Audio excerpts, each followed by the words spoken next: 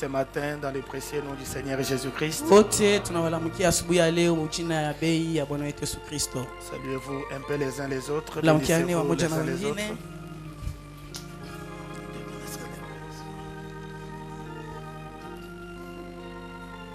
Veuillez voir dans Exode chapitre 4. Je n'ai pas encore fini mon sujet que j'avais commencé sur la voie qui suit les signes. Quand ça va terminer, je vais vous dire que c'est terminé. C'est alors qu'on va commencer autre chose. Exode chapitre 4. Les 9 premiers versets. Nous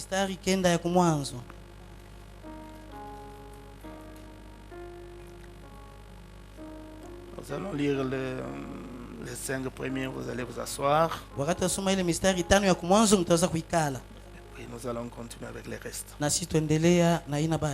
Moïse répondit et dit, voici, ils ne me croiront point. Ils n'écouteront point ma voix. Mais ils diront, l'Éternel n'était point apparu. L'Éternel lui dit, qu'y a-t-il dans ta main? Il répondit, une verge. L'Éternel dit, jette-la par terre. Il la jeta par terre. Elle devint un serpent. Moïse fuyait devant lui. L'Éternel dit à Moïse, étends ta main, saisis-le par la queue. Il étendit la main, il le saisit et le serpent redevint une verge dans sa main. C'est là dit l'Éternel, ce que tu feras, afin qu'ils croient que l'Éternel est Dieu de leur père, t'est apparu, le Dieu d'Abraham, le Dieu d'Isaac, et le Dieu de Jacob. Veuillez vous asseoir. Et l'Éternel lui dit encore, mets ta main dans ton sein. Il mit sa main dans son sein, puis il la retira. Et voici sa main était couverte de lèpre, blanche comme la neige. L'Éternel dit, remets ta main dans ton sein. Il remet sa main dans son sein, puis il la retira de son sein. Et voici, elle était redevenue comme sa chair. S'ils ne te croient pas, dit l'Éternel, et n'écoutent pas la voix du premier signe, ils croiront à la voix du dernier signe.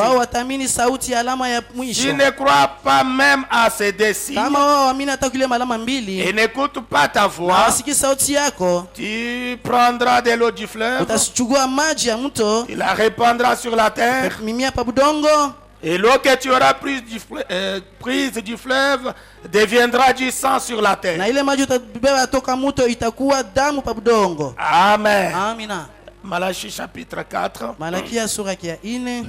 Ça c'est notre écriture habituelle. Nous allons lire ceci jusqu'à ce que nous allons quitter ce monde. Voici, je vous enverrai Élie le prophète, avant que le jour de l'Éternel arrive. Ce jour grand et redoutable. Il ramènera le cœur des pères à leurs enfants, et le cœur des enfants à leurs pères, de peur que je ne vienne frapper les pays d'interdit. Amen. Amina. Apocalypse chapitre 10.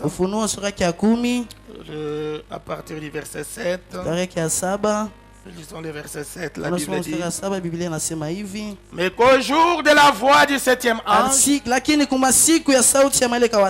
il sonnerait de la trompette, le mystère de Dieu s'accomplirait, comme il a annoncé à ses serviteurs les prophètes. Amen. Jean chapitre 10, le verset 27.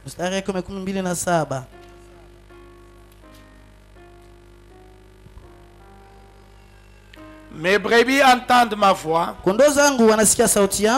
les connais et ils me suivent. Je leur donne la vie éternelle. Ils ne périront jamais et personne ne les ravira de ma main. Prions le Seigneur. Gloire, gloire, alléluia, alléluia, gloire, gloire,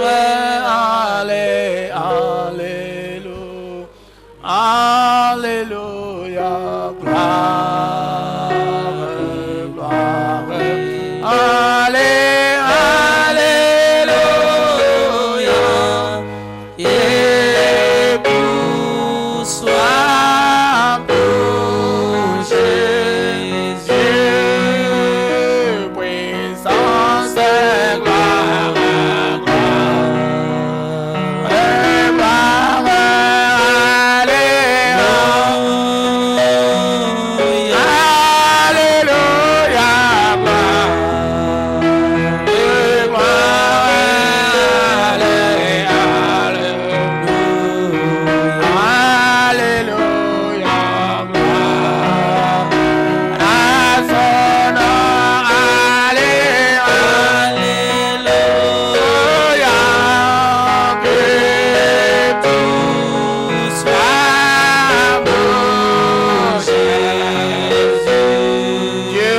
des cieux, de la terre, Seigneur Jésus.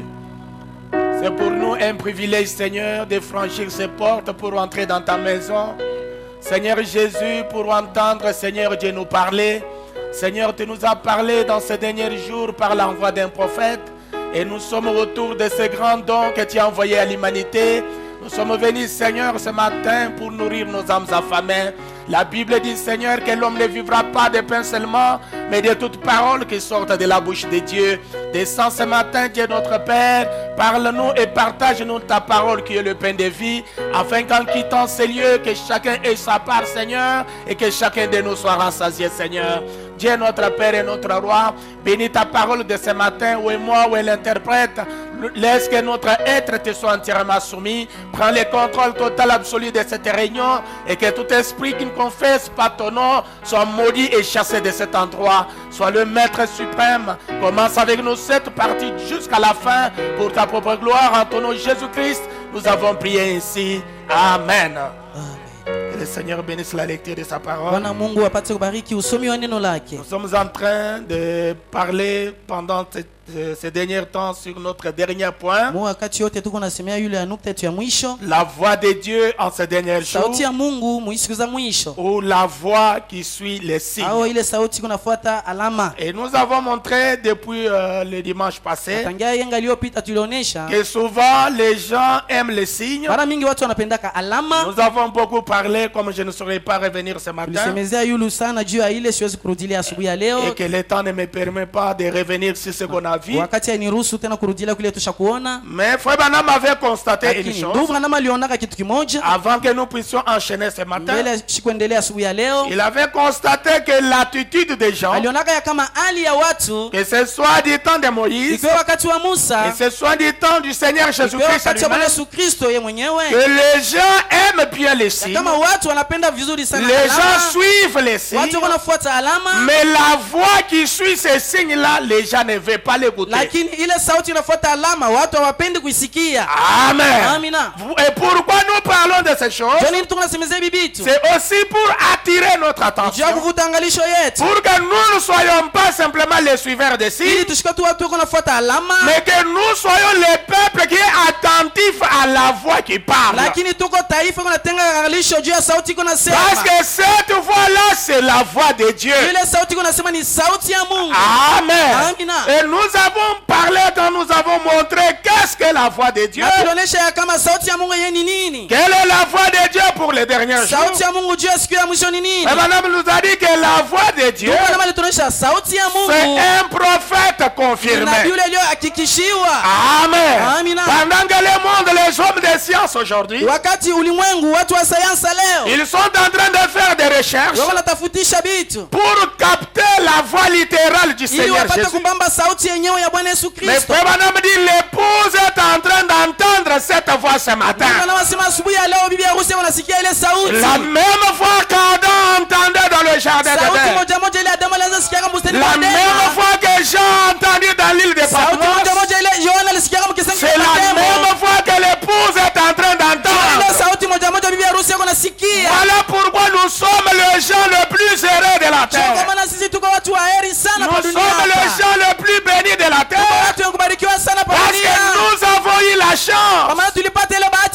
d'entendre Dieu parler de nouveau. Nous avons eu la grâce d'entendre la voix de Dieu. Et c'est cette voix-là qui nous rassemble ce matin. Amen. Cette voix-là, c'est un prophète confirmé. Voilà pourquoi quand William Branham est venu, il a dit, je suis la voix de Dieu pour vous. Amen. Il était cette voix de Dieu. Voilà pourquoi quand nous l'écoutons, quand nous lisons les messages, quand nous entendons les bancs, nous n'entendons pas la voix des mortels. Nous entendons la voix de Dieu. Et cette voix-là est immortelle. Amen. C'est une voix qu'on ne peut jamais remplacer. Parce que c'est la voix de Dieu. Et cette voix-là est immortelle. Amen. Et nous avons vu la position qu'avait Frère Branham pour ce message. Et nous avons entendu même avec le prédicateur Kaba. Kaba qui nous a, le docteur Germain, qui nous a parlé comment Frère Branham dit, je suis dogmatique vis-à-vis de la parole. C'est-à-dire quand il s'agit de la parole, là on ne blague pas. Là nous devons nous en tenir à la parole. Parce que le prophète de Dieu lui-même, il s'en tenait à la parole. Il croyait l'entière parole. Et Frère Branham nous a dit, pour vaincre la séduction d'aujourd'hui, nous devons nous en tenir à la parole. Et c'est là il nous dit, nous les croyants de ces derniers jours, dans les soins du temps de la fin, il a dit quelque chose, c'est là où je m'étais arrêté le dimanche passé. Il dit ceci, il dit maintenant, prêtez attention à tous ces messages. Est-ce qu'il y a des gens qui doivent prêter attention à tous les messages? Parce que le message, c'est ça la voix de Dieu. C'est la voix immortelle du Dieu de la Bible. Le ciel et la terre passeront. La parole ne passera jamais. Il dit prêtez attention à tous ces messages. Quand vous écouterez les bancs, peut-être que je serai même parti. Un jour, quand le Seigneur n'aura plus besoin de moi ici sur terre, vous vous référerez à ceci. Amen. Vous vous référerez à ceci. Écoutez ma voix. Voilà la recommandation que nous avons reçue. C'est d'écouter la voix de Malachie 4. Amen. C'est la seule voix que nous devons écouter. Car toute autre voix, c'est la voix de l'ennemi. Amen. Toute autre voix qui s'élève, contredisant la voix de William Branham, voulant prendre la voix de William Branham, c'est la voix de l'ennemi. Branham dit, écoutez ma voix.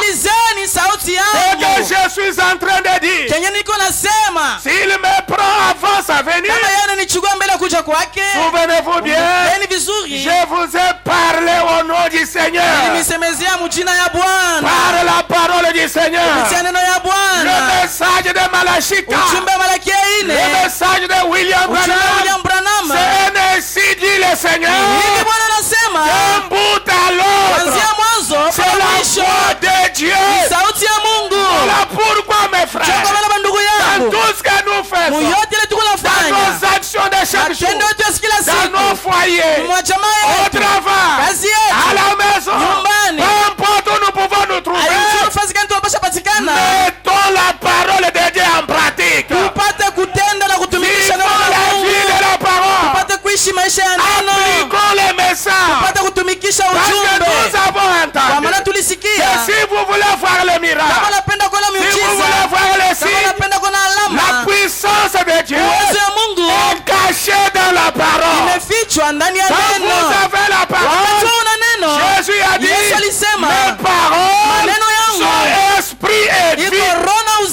la parole de Dieu est suffisamment puissante pour guérir les malades, pour délivrer les pécheurs, pour nous sauver les péchés, pour nous remplir du Saint-Esprit et pour vous donner tout ce dont vous avez besoin.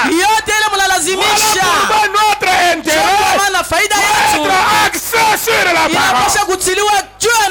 Et nous devons vivre la parole. Et quand vous ne vivez pas la parole, cette parole qui vous a été présentée par Élie de Malachie 4, si vous ne prenez pas ceci en considération, Frère Branham dit ceci dans la prédication Humilité 3 au paragraphe 9. Mais je vais paragraphe 9 il dit maintenant c'est mon temps de consécration à Dieu, le temps de Dieu pour me parler.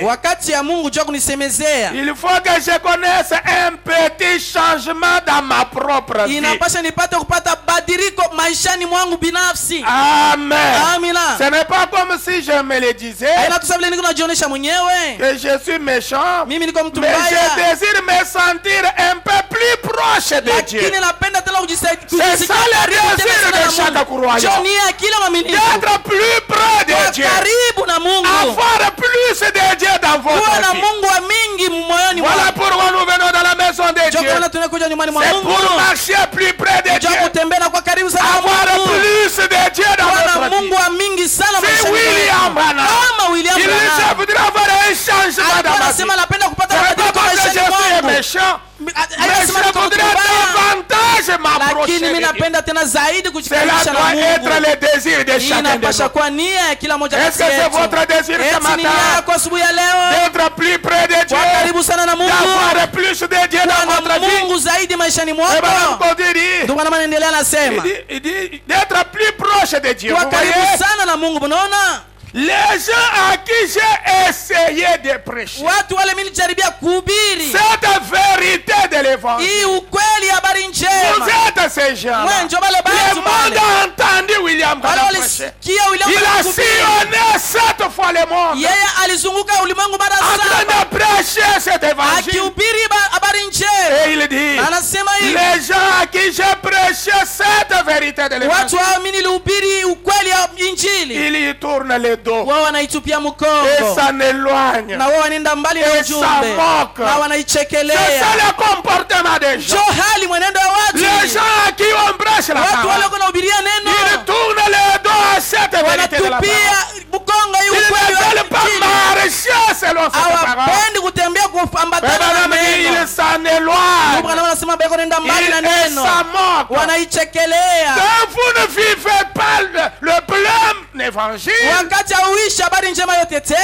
vérité qui vous a été exposée, quand vous tournez les doigts à une parole de Dieu, vous tournez les doigts à ce que Branham vous a dit, mon frère. Branham dit au paragraphe, c'est bien. Pour moi, cela semble être une insulte. C'est-à-dire quand vous ne vivez pas le message, vous dites, oh, je crois le message de Branham. Oh, je suis un croyant. Mais quand on vous présente la parole, vous tournez les dos à cela. Vous ne voulez pas croire. C'est le frère Branham. C'est une insulte à son égard. Les gens insultent frère Branham chaque jour ici. Les gens pensent qu'ils croient frère Branham. On leur présente la vérité de la parole. Parce qu'il est dans des situations compliquées. Parce qu'il est dans les épreuves. Parce qu'il est tenté. Parce qu'il a des difficultés à gauche à droite. Il tourne les dos à cela. Pour frère Branham, c'est une insulte. Vous l'insultez. Quand vous tournez les dos à la vérité, à la parole qu'on vous prête, vous faites le contraire de la parole. C'est une insulte à l'égard de Dieu, de sa parole. Je ne m'en soucie pas. Mais pour ce qui est de ces choses, que j'ai dit comme étant la vérité, essayant de les aider. William Branham est venu dans cette génération. C'est pour nous aider. Amen. C'est pour aider ce monde qui se meurt. J'ai essayé de les aider. C'est comme démarrer un bateau en disant, pendant que vous êtes sur les eaux, Frère Branham dit, vous démarrez en disant, par ici, voici le bateau, traversez, par ici, sortez de la rivière en crue. Il dit, sinon vous allez mourir. Vous allez y périr. Quand vous allez dans ces endroits là, il y a des cataractes, là où il y a des inondations et beaucoup de choses là. Mais ils s'en moquent tout simplement de vous et s'en vont. Et Frère Branham dit, eh bien pour moi, s'ils s'en vont, c'est comme si je ne peux rien, je ne peux plus rien, vous voyez. Amen. C'est-à-dire on est en train de vous aider. Il y a un danger. Vous pourrez faire un danger. Quittez de cet endroit là. Mais vous voyez quelqu'un qui s'en moque. Vous voyez quelqu'un qui tourne les doigts. Mon travail c'est de vous annoncer qu'il y a un danger qui vous guette. Ce que vous devez faire, c'est de vous éloigner de cet endroit dangereux. Amen. Alors ce que je voudrais vous faire remarquer ce matin, est que ce message, Dieu l'a envoyé pour nous aider. Amen. Pour faire de nous les croyants de la parole. Pour que nous ayons un fondement solide dans la parole.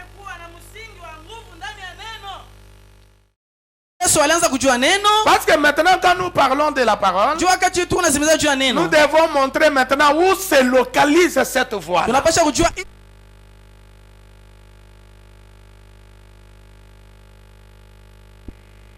Tâchez-le. Où est-ce qu'elle se localise aujourd'hui? Et là où cette parole se trouve, partout où la parole se trouve, le surnaturel, la puissance, le miracle doivent l'accompagner. Amen. Voilà pourquoi du temps de Paul, les Éphésiens du temps de Paul, ils connaissaient la parole telle que Paul l'avait enseignée. Ils étaient remplis du Saint-Esprit par l'imposition des mains de Paul. Ils ont regardé ces faux apôtres droits dans les yeux et leur ont dit, vous ne dites pas ce que disait Paul. Est-ce que vous comprenez cela? Du temps de Paul, les croyants, les disciples de ces gens,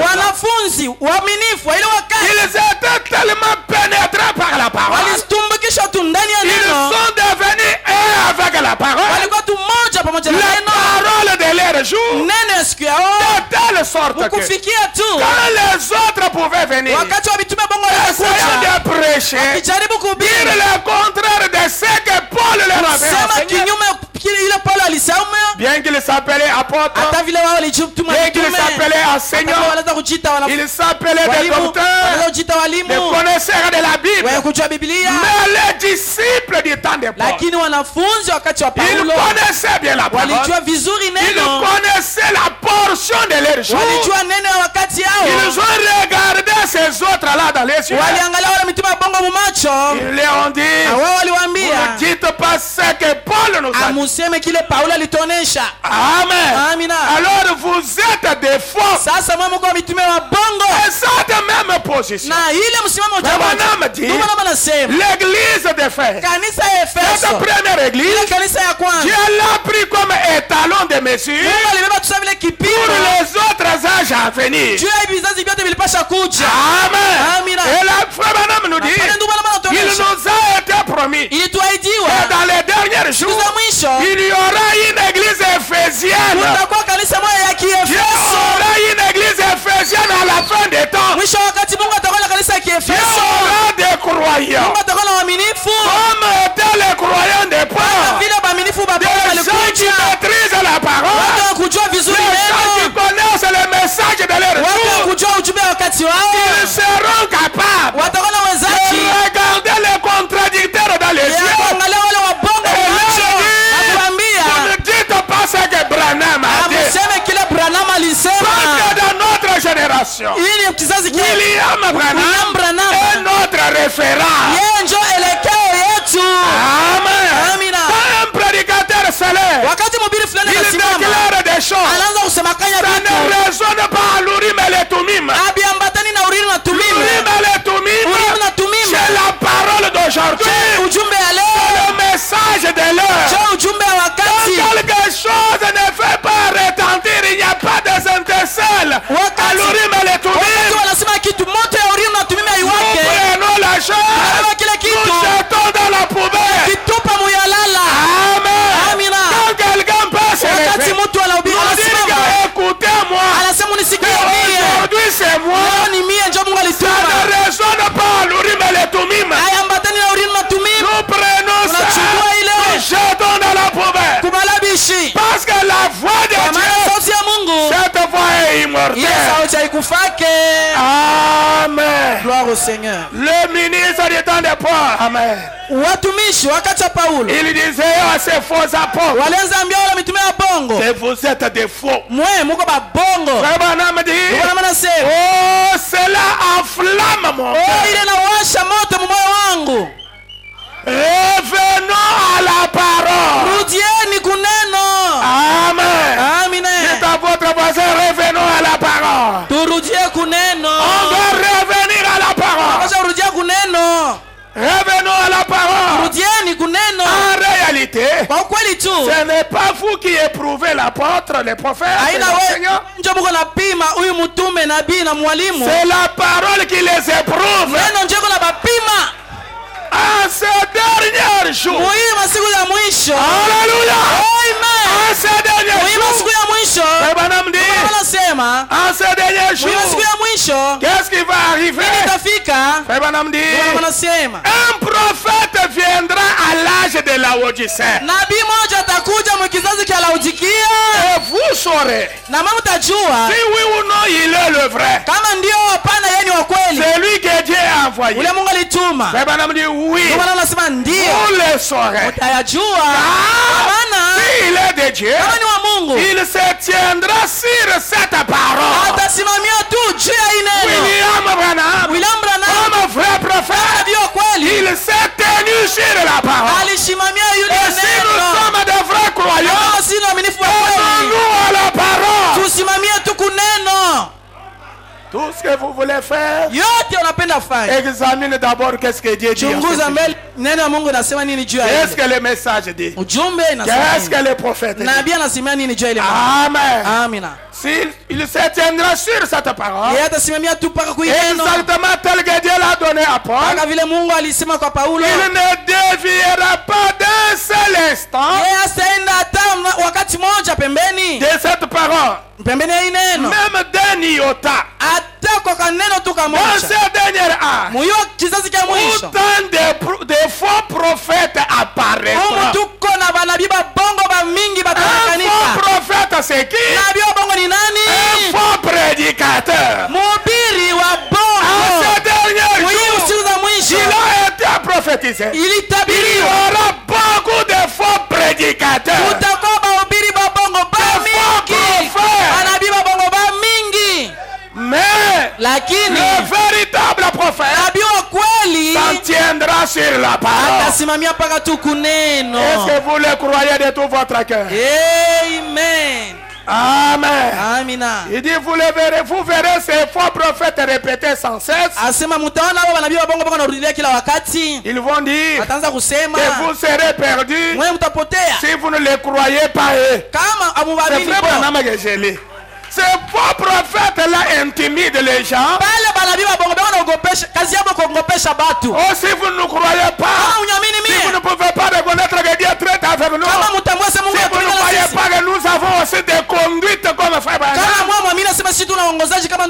alors vous serez perdus. Et Branham dit ce sont des faux prophètes.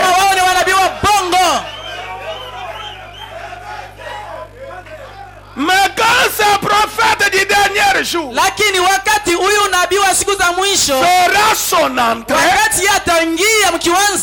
alléluia, s'il est réellement ce prophète, il criera, retournez à cette parole. Sinon vous êtes perdus. Amen. Vous devez retourner à la parole. Sinon vous serez perdus. Il ne bâtira pas sur une révélation ou une interprétation particulière, mais sur la parole. Amen et amen. Amen. Il va s'en tenir à la parole. Ce messager de Malachika, la voix de Dieu en ce dernier jour, il dit, premièrement, je suis dans l'exposé, ce messager sera un prophète. Il aura la fonction de prophète. Il aura le ministère prophétique. Ce ministère sera solidement fondé sur la parole. Le ministère de William Branham est fondé sur la parole. Voilà pourquoi, avant quoi que ce soit, il lit d'abord la Bible. Il lit les Écritures de la Bible pour donner base à son enseignement. Amen. Il dit ce ministère sera solidement fondé sur la parole. Lorsqu'il prophétisera ou qu'il aura une vision, elle sera toujours axée sur la parole. Amen. Elle s'accomplira toujours. Amen. Il sera attesté comme un prophète par son exactitude. La preuve qu'il est prophète se trouve dans Apocalypse 17. Et qu'au jour de la voix du Seigneur, le mystère de Dieu s'accomplit. Amen. Comme il a annoncé à ses serviteurs les prophètes. Amen. Alors voilà le messager du temps de la fin. William Branham s'en tenait à la parole. Son ministère était axé sur la parole. Voilà pourquoi nous les croyants nous devons être axés sur la parole. Amen. Il dit, or le messager de Malachika et d'Apocalypse 10 va faire des choses. Premièrement, selon Malachika, il ramènera le cœur des enfants au Père. Amen. Le Père de la Pentecôte, à l'enseignement biblique, au signe, au miracle. Parce que dans ces derniers jours, les deux pluies devaient tomber ensemble. Amen. La même puissance qu'avait les apôtres, qu'avait Jésus de Nazareth, plus la portion d'aujourd'hui, ces deux pluies devaient tomber en même temps. Parce que la restauration de l'église du temps de la fin devait être produite par le message et le messager. Amen. Les deux font la restauration de l'église. Ils devaient ramener le cœur des enfants au Père. Deuxièmement, il révélera le mystère des 7 tonnerres d'Apocalypse 10. Ils sont les révélations contenues dans les 7 sons. Ce seront ces vérités mystères qui divinement révélées, qui ramèneront littéralement les cœurs des enfants au Père du jour de la Pentecôte. Qu'est-ce qui devait ramener les enfants d'aujourd'hui? Ce sont les 7 tonnerres d'Apocalypse. La révélation de ces choses-là, c'est ce qui va nous ramener littéralement ilipasha kuturudisha kweli à kweli la foi des pères de la Pentecôte. kwa imani ya mitume Même la foi de l'enlèvement na imani ya kunyakuliwa se trouve dans la révélation de sept iko tonnerres. ndani ya ufunuo ngurumo Il saba. faut que ces tonnerres soient révélés. Ipasha mingurumo Il faut que tous ipatafunuliwa ces mystères soient ili révélés. masiri yote Et ipatafunuliwa on devait rassembler l'épouse ili pasha kusanisha bibi et lui harusi donner la foi de na l'enlèvement. kumpatia imani ya Oh, que kunyakuliwa. l'épouse dise un grand Bibi amen. harusi aseme amina munene. Voilà le message que nous avons reçu. Ujumbe yenye tuko nayo ndugu Voilà yangu. la parole pour le temps de la fin. Neno juu ya wakati Ce wa sont les mwisho. secrets, les Ni mystères, masiri ces choses qui sont révélées hii vitu ya et qui kufunuliwa nous donnent la foi de ya l'enlèvement. kutupatia imani ya kunyakuliwa. Ce sont ces choses-là Hii qui vitu nous amènent plus près de Dieu. tukaribisha sana na Mungu. Amen. Amina. Parce que quand les sceaux devaient être brisés, Juu wakati mihuri ipasha quand les kufunuliwa, tonnerres devaient wakati nguruma gronder, ilipasha nguruma siku za mwisho, l'église épouse kanisa bibi harusi devrait connaître ilipasha kujua qui est Dieu ni et nani comment na l'adorer. namna gani Et la kuabudu vraie adoration na kuabudu aujourd'hui, kwa kweli c'est dans le message des temps de la ni fin. ndani ya ujumbe wakati wa mwisho. Amina. Amen. Amen. En dehors de ce message, Nje ya hii on ujumbe adore le diable. abudu shetani. En dehors de ce message, Nje ya hii ujumbe les gens adorent le diable wote wanaabudu sans ujumbe le savoir. pasipo kujua. Voilà pourquoi le message du temps de la fin. Njoo kwa maana ujumbe wakati wa mwisho, La voix de Dieu sauti ya Mungu qui a retenti en ces derniers jours, ile lilia mwi siku qui za a mwisho, résonné en ces derniers jours, ililia mwi siku za mwisho a une grande importance pour iko nous. na lazima kubwa juu yetu. Amen. Amina. Parce que c'est ce qui rassemble l'épouse. Njoo ile unakusanyisha C'est bibi ce qui harusi, apprête l'épouse njoo ile unatayarisha bibi et lui harusi donne une force na surnaturelle ikapatia nguvu moja ya pour kiroho défier ce monde de ces juu ya jours kupinga hii dunia siku et moja aller à la rencontre du na Seigneur. kwenda kukutana na Que Bwana. les élus de Dieu disent Amen. Wateule wa Mungu waseme amina. Amen. Amen. Amen. Amina. Maintenant, cette voix-là, Sasa ile sauti aujourd'hui, leo elle se situe iko dans les hommes et les femmes. iko napatikana ndani ya banaume na banamuke. J'aime vous entendre dire Napenda Amen. kumisikia kutika amina. Le message du temps de la fin. Ujumbe ya wakati wa mwisho, La puissance de Dieu en ces derniers jours. uwezo ya Mungu bi wakati wa mwisho. La parole ne devait pas seulement se limiter au niveau de Frère Branham. Neno ipasha kubakilia tu mpaka mwandugu Branham. Frère Branham est venu comme porteur, comme le semeur du temps de la Ndugu fin. Branham alikuwa kama mwenye kuchugua ule mpandaji wa wakati wa mwisho. Alors c'est l'épouse qui doit recevoir cette semence. Mwenye anapasha pokea ile C'est mbegu ni bibi l'épouse qui harusi. doit recevoir cette parole. Ni bibi harusi ndio anapasha pokea ile neno. Pour manifester en son Jia tour. kuonekanisha msiku yake. Amen. Amina. Il a frère, mes frères et sœurs. Ni kweli bandugu yangu na badada yangu. Là c'est Jean 14:12 qui entre en action. Pale ni Yohane 14:12. Amen. Kazi. C'est là où Jésus a dit, Ndio pale Yesu alisema, les œuvres que j'ai fait, matendo vous nayofanya les ferez aussi. mwe pia mtayafanya, Et vous les ferez davantage. mtayafanya tena ya minene ya mingi.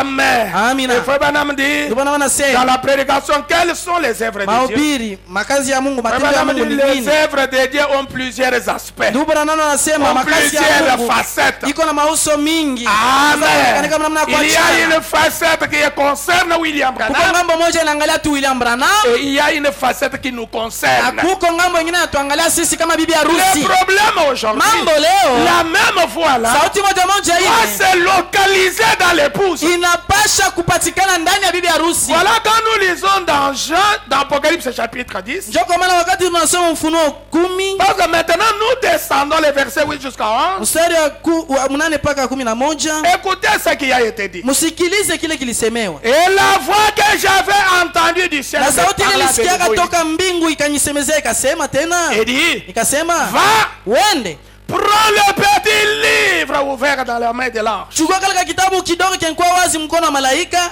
qui se tient debout sur la mer et sur la terre." ule mekusimama bwima pa bahari na pa chikavu. Ça c'est Jean qui en parlait. Hapa ni Yohane ule Et malaika. Frère Branham dit, Jean c'est le type de l'épouse. Na ndio maana nasema Yohane ni mfano wa bibi harusi. Est-ce que vous êtes avec moi? Uko pamoja na mimi? Jean comme type de l'épouse, Yohane kama mfano wa bibi harusi. on lui dit, va par là. Wende kule kwa malaika. Alléluia. Amina. Oh, je me sens très bien. ce Nasikia matin. vizuri sana. On dit à Jean l'épouse, Anaonesha va bibi par harusi. là. Wende kwa malaika. Prends le petit Chukua livre. kitabu kadogo. kadogo. Jean, qu'est-ce que tu vas faire avec les livres? Yohana, katika kitabu utafanya kwa nini? Il y va vers l'ange. Uende kwa malaika. Verset 9, j'allais vers l'ange. Nilienda kwa malaika en lui disant, nikimwambia, je me donné le petit livre. Unipatie kile kitabu kadogo. Et il me dit, na akanyambia, prends-le. Beba kako. Prends-le. Ukabebe kwaka. Avale-le. Ukameze. Va vers l'ange Jean. Yohana, uende kule kwa malaika. Va vers le prophète. Bibi harusi uende kule kwa nabii. Prends la parole. Chukua neno. Prends la révélation. Chukua ufunuo. Ces choses cachées. Chukua vile vitu vya kufichwa. Avale ces choses. Meza bio. Prends ces choses. Beba vile vitu. Quand tu vas les prendre, Jean, ne les dépose pas dans l'armoire. Hapana kwenda biweka mukabachi. Ne les mets pas derrière les lits. Hapana kwenda mchina kitanda wala mcongélateur. Mais avale-le. Lakini ubimeze. Il sera amer dans tes entrailles. Kale kitabu katoka buchungu mu butumbu yako. Mais dans ta bouche, lakini mkinywa wako, il sera doux comme du miel. Kitabu kitakuwa butamu kama asali. Quand vous mangez la parole, la parole est doux comme du miel. Neno iko butamu kama asali. Il descend, wakati inashuka, il porte de l'amertume. Inaleta uchungu. Amen. Amina. C'est votre guérison. Ile ndio uponyaji wako. Amen. Avale la parole. Kumeza neno. Et la Bible dit, Biblia inasema, Jean dit, Yohana akasema, j'ai pris le petit livre de la main de l'ange. Nilichukua kale kitabu kadogo tu kwa mkono wa malaika. Et je l'avalais. Na nikakameza. Il fut doux dans ma bouche. Kalikuwa butamu mkinywa changu kama asali. Mais quand je lui avalé, mes entrailles furent remplies d'amertume. Butumbu wangu bukajana uchungu. Puis on me dit, kisha il faut que tu prophétises de nouveau. Inapasha utabiri tena. Aujourd'hui c'est l'épouse qui doit prophétiser. Leo mnapasha utabiri bibi harusi. Vous avez entendu la parole. Mulisikia neno. Vous avez cru le message. Mshamini ujumbe. Vous avez emmagasiné la parole. Kuchunga neno ndani mwako. Maintenant c'est le temps. Sasa ni wakati de prophétiser. Ya kutabiri. De démontrer. Kuonekanisha. Alléluia. Amen. Que ce que vous avez reçu. Ya ile ulipokea. C'est la vraie parole. Kama ni neno ya kweli. C'est la vraie voix. Ni sauti ya kweli. Cette voix là aujourd'hui. Ile neno ile leo. Elle se localise dans l'épouse. Inapatikana ndani ya bibi harusi. Voilà pourquoi dans Romains 8 la Bible dit. Wana Waroma 8 Biblia inasema. Oh, j'aime ces paroles. Mimi napenda hii neno. Mes frères et sœurs. Ndugu yangu dada yangu. Frère Branham le prophète de Dieu. Ndugu Branham nabii wa Mungu. Il a déjà fait sa part. Anesha kufanya kazi yake. Maintenant c'est vous et moi. Sasa hapa ni mambo ya wewe na mimi. Amen. Amina. Un jour frère Branham était parti. Siku moja ndugu Branham aliendaka. Et quelqu'un est tombé mort dans l'église. Mkanisa mtu mmoja anabaki ndugu mmoja anabaki. Vous pouvez lire cela dans les choix d'une épouse. Mtaisoma mu mahubiri uchaguzi wa bibi. Pendant que frère Branham s'agitait quelque part. Wakati ndugu Branham anazangaika kule. L'ange lui dit. Malaika kamaonesha. Maintenant c'est leur tour. Sasa hapa haina mambo yako ni hapo. Amen. Amina. Maintenant c'est leur tour. Ni mambo yako. Et frère Branham dit. Branham anasema. Les anciens de mon église. Bazee ba mkanisa yangu. Ils se sont rassemblés autour de la personne morte. Akajikusanya mbele ya mtu aliyokufa. Parce qu'ils ont été enseignés. Wakati kama na baba alifundishwa. À croire que tout est possible à celui qui croit. Yote inawezekana kwa yule anayeamini. Ils se sont rassemblés autour de la personne. Walijikusanya mbele ya yule mtu. Amina. Ils ont prié. La personne est revenue à la vie. Et la Bible dit, la création tout entière attend la manifestation des enfants de Dieu.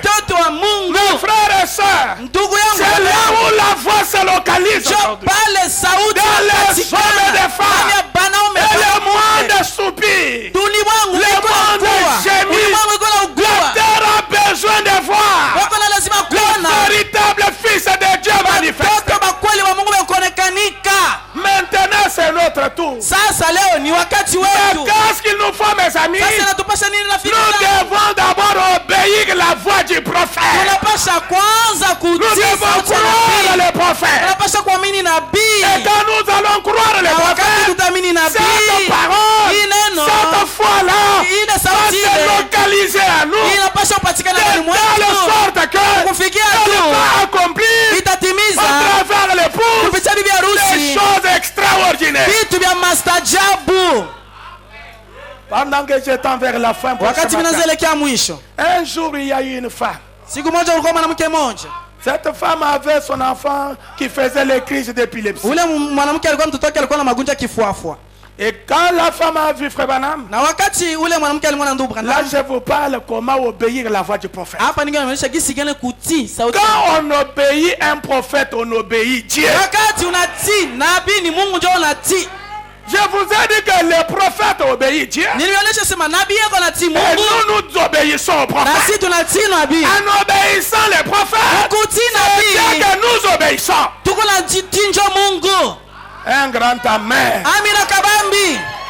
Un grand amen. Amina. Pendant que l'enfant faisait les crises d'épilepsie,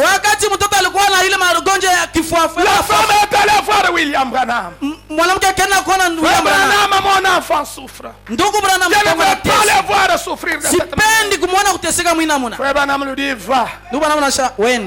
Quand vous verrez ton enfant faire le même crise, enlève-lui la chemise et va jeter ses chemises dans le feu. Ces démons-là vont partir et ton enfant va se rétablir. Et la femme a écouté cette voix-là. Quand elle est partie à la maison, pendant que l'enfant commençait à faire convulser, il y avait ses tantes, ses ongles, les gens remplacés. Il dit, mais prenez l'enfant. Ils ont dit, prenez l'enfant. Allons à l'hôpital. Allons voir tel. La femme a dit, je ne prendrai pas mon enfant. Frère Branham m'a dit que quand l'enfant va faire la même crise, je vais prendre, on a vu seulement la femme commencer à enlever la chemise. On dit, mais qu'est-ce que tu vas faire? Frère Branham a dit, bien-aimés frères et sœurs, dans notre vie de chaque jour, notre chanson doit être Frère Branham a dit. Frère Branham a dit. Même quand nous allons dans la prière, nous disons à Dieu, Frère Branham a dit. Nous disons à Dieu, Frère Branham a dit. Nous disons aux anges, Frère Branham a dit. Nous disons aux mortels, Frère Branham a dit. La femme a enlevé la chemise. On a vu cette femme obéir la voix du prophèt. Elle a pris la chemise, l'a jetée dans le feu. On a vu seulement l'enfant se calmer. L'enfant est devenu normal. Le démon d'épilepsie a fui. Pourquoi? Parce que cette femme a écrit la parole d'un prophète. Et Frère Branham raconte une fille encore. Elle avait connu l'accident. Sa colonne vertébrale était fracturée. De telle sorte qu'elle ne savait plus marcher. On l'avait portée sur une civière à l'église. Il y avait beaucoup de gens. Pendant que Frère Branham prêchait, l'onction était là-bas sur le lieu.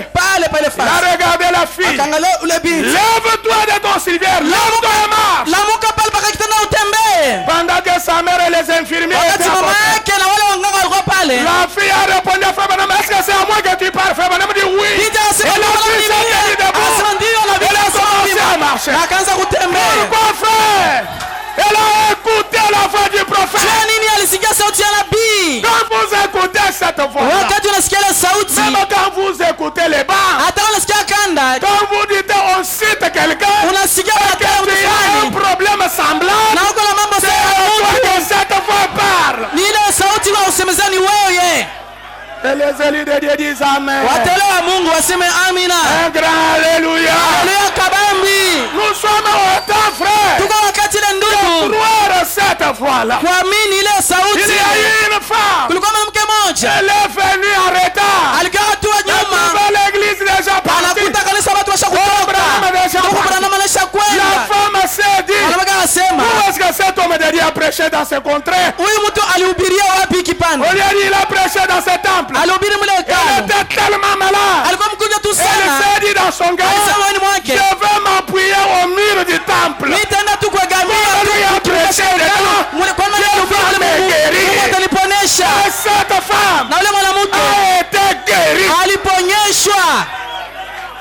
Une autre est venue. Mwanamke mwingine alikuja. Montre-moi où il a marché. Onyesha ni wapi Que je alitembelea. puisse marcher dans ce pas. Nipate kutembea mule Oh, mwalitembelea. l'église du temps de la fin. Kanisa wakati wa Plaçons mwisho. notre foi Tuweke imani dans yetu la voix de Dieu en ces derniers ndani ya jours. sauti ya Mungu mwa siku za mwisho. C'est la porte à la guérison. Inaleta C'est uponyaji. la porte à la délivrance. Inaleta C'est la porte à la bénédiction. inaleta C'est baraka. la porte à la révélation. Inaleta ukombozi. La création tout entière Maumbile yote mzima attend la manifestation. inachunga Nous kuonekanika. sommes au jour de la Tuko manifestation. kusiku ya kuonekanika. Abraham dit, Ndugu Branham anasema, pendant que je lis ceci pour m'arrêter, niko nasoma hii wakati dans tamaliza. les fils de Dieu manifestent. Mahubiri watoto wa Mungu wanakuonekanika. Au paragraphe 27 dit, Kipande yake 27. nous arrivons maintenant Tunafika sasa à ce grand mystère caché. kuisiri kubwa ya kufichwa Il était caché depuis la fondation du monde yenye ilifichwa tangia misingi ya et qui dunia est maintenant révélé na inafunuliwa dans sasa les derniers jours siku za mwisho au Fils de Dieu. kwa wana wa Mungu. Abraham dit, croyez-vous que c'est vrai Kama unasema na mimi sasa ni kweli, que les fils de Dieu watoto wa sont Mungu manifestés wanapaswa onekanika avant même de pouvoir avancer. mbele, hata kusonga mbele. Nous dans Romains chapitre 8, Fungule Waroma 8 le verset 19. mstari 19. Qu'est-ce que ce verset dit? Ile mstari nasema nini? Aussi la création Maumbile yote mzima attend-elle avec un ardent désir iko na chunga na nia kubwa la révélation kufunuliwa des fils de Dieu. wana wa Mungu. Frère Branham dit, Ndio wanasema avec un ardent désir, na nia kubwa la création entière maumbile yote attend la mzima manifestation. inachunga kuonekanika. Qu'est-ce que la manifestation? Kuonekanika ni kusema C'est nini? le fait de faire connaître. Ni ile kujichulisha. Dieu veut montrer à cette Mungu humanité anapenda kuonesha que ulimwengu j'ai des fils et des filles sur la niko terre. na watoto bangu banaume na Dieu wanawake veut kwa montrer dunia. à l'humanité Mungu anapenda kuonesha kwa que j'ai ulimwengu des croyants sur la na terre. waaminifu pa dunia. Si Ève a échoué en Éden, Hao walishindaka si Mwedeni, l'église a échoué au fil des hao ans, kanisa lishinda mviazi. Abraham dit, Wanasema l'épouse du dernier jour bibi harusi wakati wa ne mwisho tombera jamais. yeye asitangukaka kamwe. Jua Elle nini? marche avec son époux. Yeye yuko anatembea pamoja na bwana harusi wake. Bwana mtu harusi La nani? parole est révélée. Neno La iliyofunuliwa, voix de Dieu. sauti ya Mungu. C'est ça notre mari.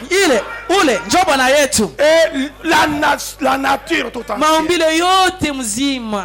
Frère Branham dit, Ndio bwana anasema. le monde entier, Ulimwengu wote les mzima. musulmans là-bas, Waislamu ils kule attendent cela. beko na chunga De ile. tous côtés, partout, Fasi yote les gens attendent cela. bantu beko na chunga Ils ile. se posent la question. Beko na Où juliza. sont ces gens? Beko wapi hapa batoto ya Alléluia! Mungu? Amen. Où sont ces gens Hapa batoto ya Mungu beko qui peuvent wapi? arrêter la pluie? Banaweza kusimamisha Les tambo. gens qui peuvent arrêter la Hapa tempête? tu wanasimamisha Les zoruba. gens qui peuvent changer la cour des choses? Kubadilisha mambo vile Les kunaenda. gens qui sont Watu capables bako na de uwezaji montrer de nouveau ya kuonesha mara que nyingine Jésus est ya vivant. kama Yesu Kristo Que ni ce mzima message est la vérité. na kama ujumbe ni ya kweli. Où sont ces gens? Hao watu wako wapi? Frère Branham dit, Ndugu bwana anasema même les vipères en brousse attendent. hata bale banyoka bale bote babililu binyama yote natambalaka mpaka chunga. Amen. Même les vipères en brousse, Hata wale wanyama wote banatambalaka ndio ils wanachunga. attendent la manifestation. Beko na chunga kuonekanika kwa wana wa Où Mungu. sont les fils de Ni Dieu? wapi hao Les watoto wa gens qui Mungu? parlent leurs Hao paroles watu upitia tu neno yabo. peuvent créer des choses. Wanaweza kumba bitu ya mikalaki. Par leurs paroles, Upitia tu neno on yabo. va regarder seulement quelqu'un, Anaangalia tu mtu mumacho. prononcer la Anasema parole sur la neno. personne et la chose vient à Na kile l'existence. kitu kinafika mpaka pale. Le monde entier attend. Ulimwengu mzima uko na Pendant que chunga. vous vous tenez debout. Wakati mnasimama bwima. Où sont ces gens-là? Où sont ces femmes-là qui peuvent chasser des démons, qui peuvent vaincre des animaux? Nous allons voir le dimanche, parce que nous allons entrer en profondeur. Comment dans ces derniers jours il y a eu un homme, un fils de Dieu magnifique. Même les bêtes sauvages. Parce que laissez-moi vous dire, Jésus a dit, j'ai vaincu les morts. Comme j'ai vaincu les morts, vous allez vaincre.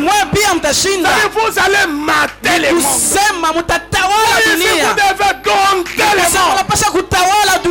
Alléluia. Vous devez dompter les bêtes sauvages.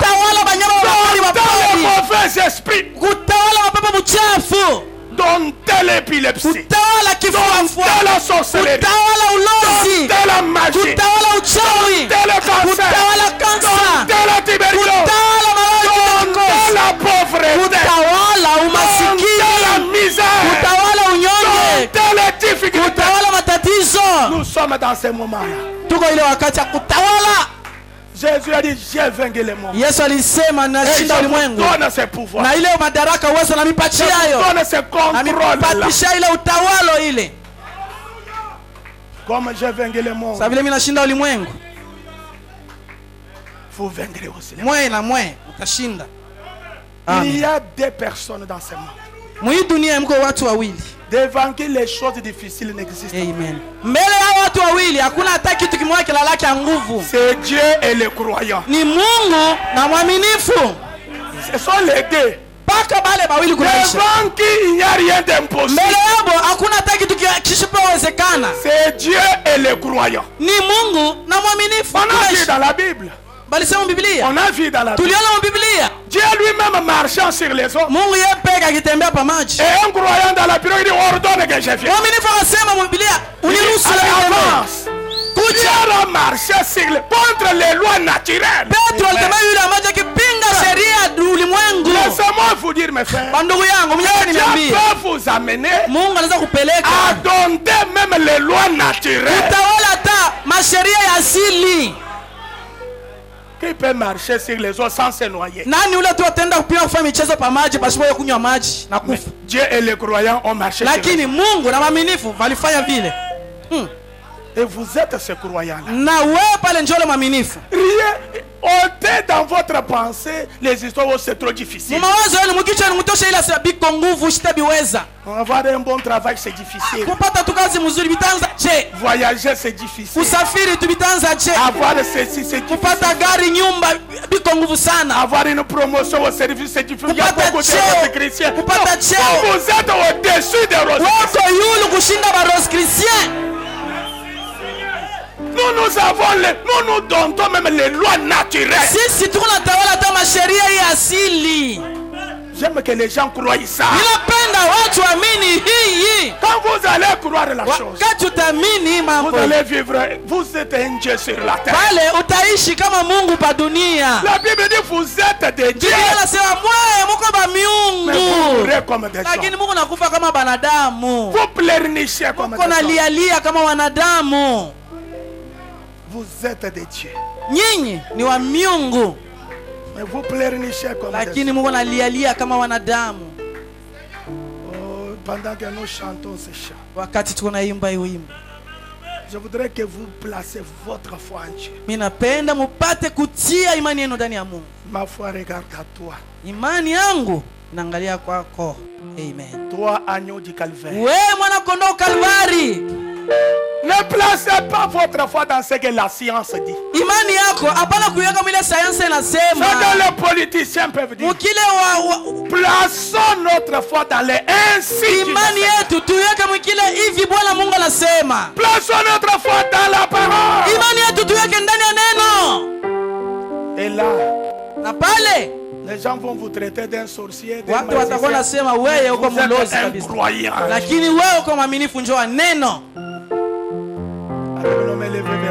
Mikono yetu ya kusimama mbele ya Mungu na macho yetu ya kufungwa, mikono yetu juu. Dieu peut avoir des croyants ce matin. Eti Mungu anaweza kupata waaminifu asubuhi ya leo. Amen.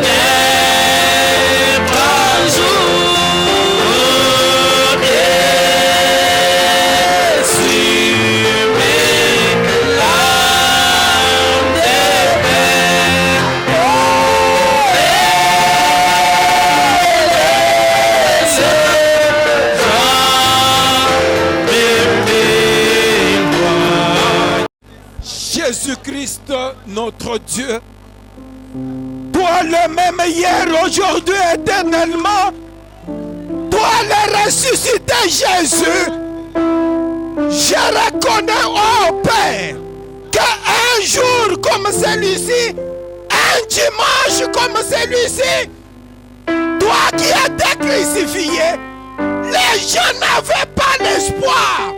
Le monde était en désespoir. Mais il y a eu des murmures que Jésus-Christ est ressuscité. Et c'était la vérité. Oh Seigneur, mon Dieu, mon roi. Et les choses ont changé. Les gens l'ont vu. Et quand il parlait, toi Dieu, tu étais avec lui. Et il y avait les guérisons. Il y avait les miracles qui s'est passé. Jésus-Christ est notre Dieu. Un jour, tu étais sur le mont Sinaï et les gens étaient rassemblés tels que nous sommes ici. Quand tu parlais, les gens écoutaient des tonnerres. Mais aujourd'hui, quand toi tu parles, nous écoutons et nous comprenons ce que tu nous dis. C'est pourquoi je suis plus que persuadé que toi, Dieu des prophètes, toi, Dieu de William Marion Branham, tu es ici et que cette salle est sous le contrôle du Saint-Esprit.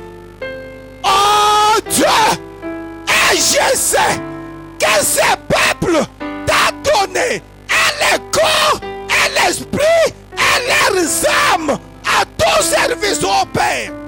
Ne peux-tu pas faire quelque chose au moment où la nature est en train de gémir pour voir la manifestation des fils de Dieu?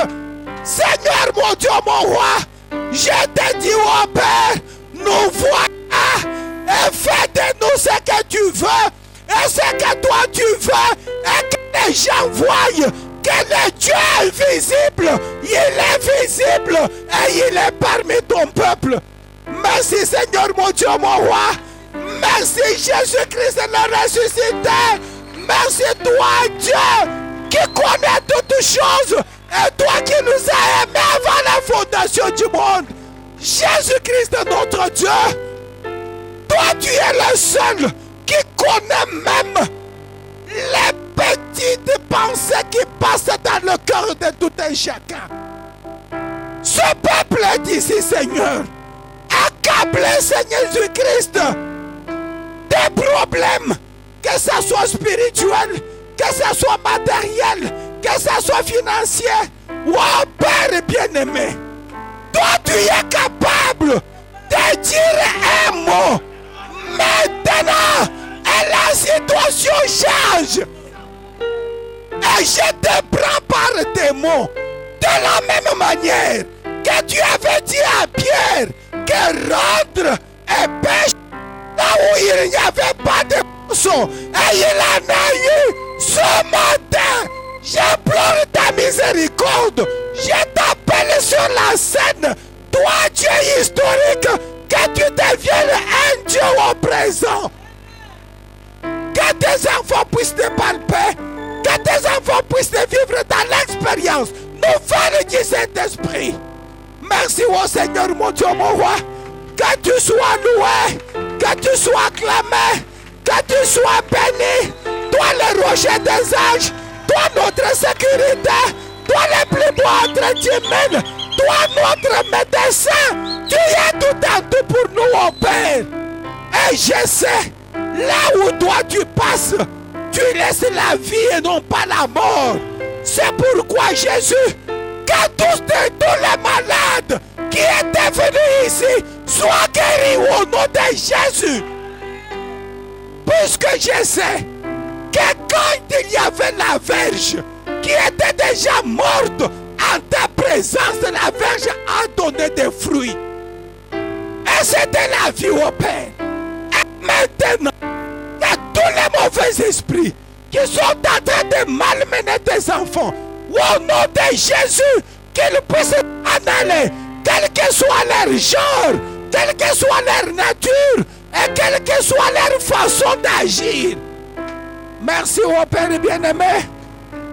Toi, notre médecin, toi, notre David, c'est toi, Jésus-Christ. Toi qui avais tué Goliath, c'est toi, notre Samson, qui était mort avec les Philistins, Père. Seigneur, mon Dieu, mon roi, je la requête ici, ô Père, du bailleur de notre frère Michel Kaba, qui est malade, ô Père. Il a des douleurs au niveau de la colonne vertébrale. Il ne peut même pas marcher. Jésus, il est parti partout. Il n'a pas trouvé, Seigneur Jésus-Christ, une aide. Mais il a compris que le Dieu de William Marion Branham est capable de faire quelque chose pour lui. C'est pourquoi maintenant, sur ta parole, toi Dieu qui a dit que ta main n'est pas courte pour aider ni venir au secours. De maintenant, ô Père, allonge ta sainte main, touche-le, qu'il soit guéri au nom de Jésus. C'est pour ta gloire et pour notre joie. Oh Jésus, nous nous adorons pas. Un Dieu mort, un Dieu qui ne guérit pas, un Dieu qui ne guérit pas, un Dieu qui ne bénit pas. Mais nous nous adorons un Dieu vivant. Merci au Seigneur pour tout ce que tu as fait pour nous, Seigneur, ce matin. Que tu sois loué à jamais. Bénis notre pasteur. Bénis cette église, ô Père. Bénis tes fils et tes filles, ô Père. Bénis les travaux de la construction. Bénis tout, ô Père. Puisque nous sommes tes enfants et nous sommes même ton épouse, qu'est-ce que tu peux nous refuser, ô Père? Oh Dieu, fais-le, ô Jésus, puisque je te le demande, au nom puissant, au nom merveilleux, le nom qui a été élevé, le nom qui tous les esprits obéissent, le nom de celui qui tous les gens fléchissent. C'est le nom de notre Seigneur et Sauveur Jésus-Christ, je te le demande. Amen.